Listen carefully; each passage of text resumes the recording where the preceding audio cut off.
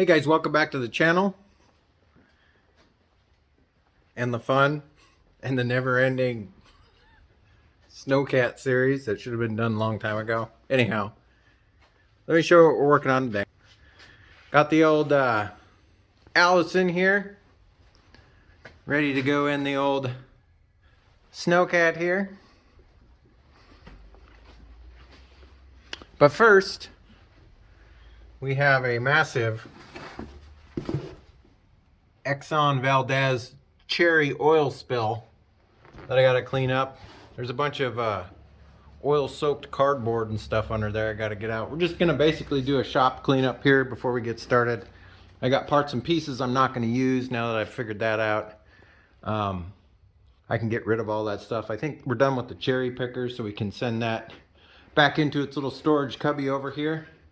So the majority of this video is just gonna be the install of the transmission. I am going to double check the clearances on the torque converter before I even think about sticking them in the Snowcat and getting the old pulley and crane system set up. What else can I tell you? Oh, the other thing we'll most likely work on today is getting the bracket to hang the transmission so all of its weight is supported. That's my goal for today, is to get the transmission in and get his bracket built, and then that will be it for this episode. So stay tuned, and here we go.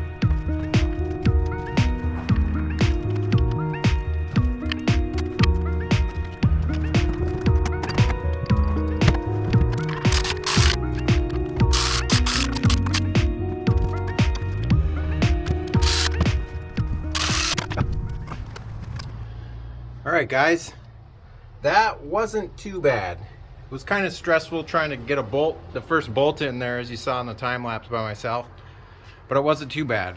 So the Snowcat is currently sitting slightly off level, and so what I did is I adjusted the height of the transmission to kind of match that.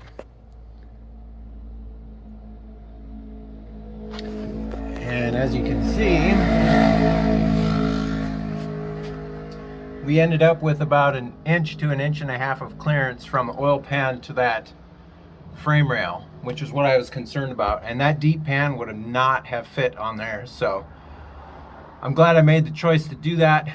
As far as other clearances go, I haven't checked everything, but I think it's going to be fine. I think the firewall and all that stuff is going to go in there just fine. I guess the next step of the process here is to, strangely enough, the mounting tabs on that transmission line up with mounting strut that I already have made. However, I may have to modify that, obviously, a little bit to get that to fit. And I don't know what I'm going to do, but I'm going to come up with something. So here we go.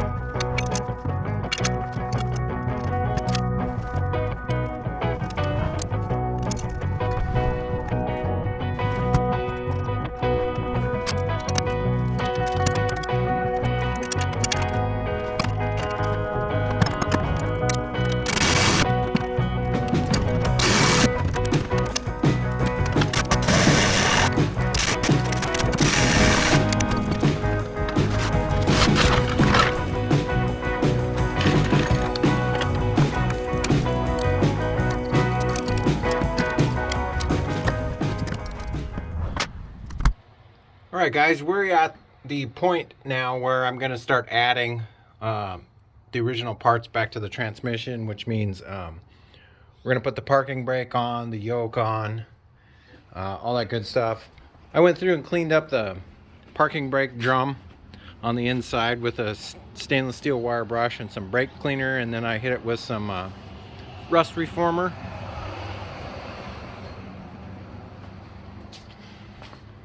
Cool thing about the transmission here, where it lines up, is, do you guys remember I had to take out this piece of strut here to get the transmission out originally? Well, now I just basically cut another piece and put it back in there for the support, and it, strangely enough, all the bolt holes lined right up. I used a couple of those pucks. I got some extra bushings that we used in the rear on the OC12 in a recent episode. I bought some extra ones because they were cheap, and those worked out perfect. This is adjustable now.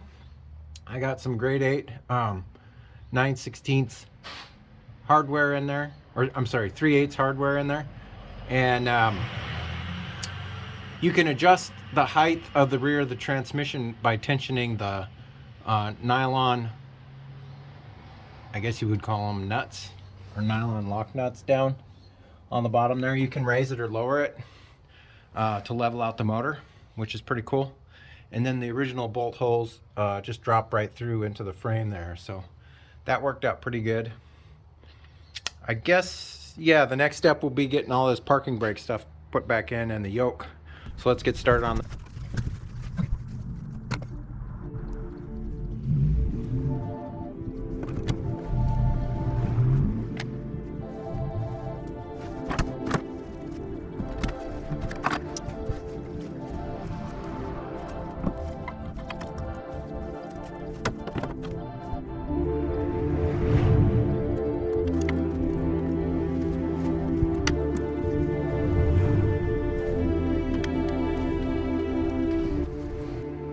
I think the GoPro turned off when I hit record. I'm not sure, but we'll find out here in the edit. Sorry about that. Yeah, I got the parking brake mounted. I installed the temperature sensor for the transmission, and that's about as far as I can go before I read the manual for this Allison transmission to figure out what all these sensors do, so I know where to reconnect those, and then we'll start running parking brake cables and shifter cables and stuff like that. The drive shaft may or may not be long enough. I'm not sure. I think I'm gonna have to take that in to get it serviced though, just by looking at it the way it's sitting there, but I guess we'll find out when we get to that point. I'm definitely not going to hook the drive shaft up in the beginning to test it and flush all the fluid out of it and go through that whole process. See if this parking brake works, all that good stuff. So that's probably going to be it for this episode, guys. If you like this episode, give me a thumbs up. If you're not subscribed yet, I'd love to have you as a subscriber.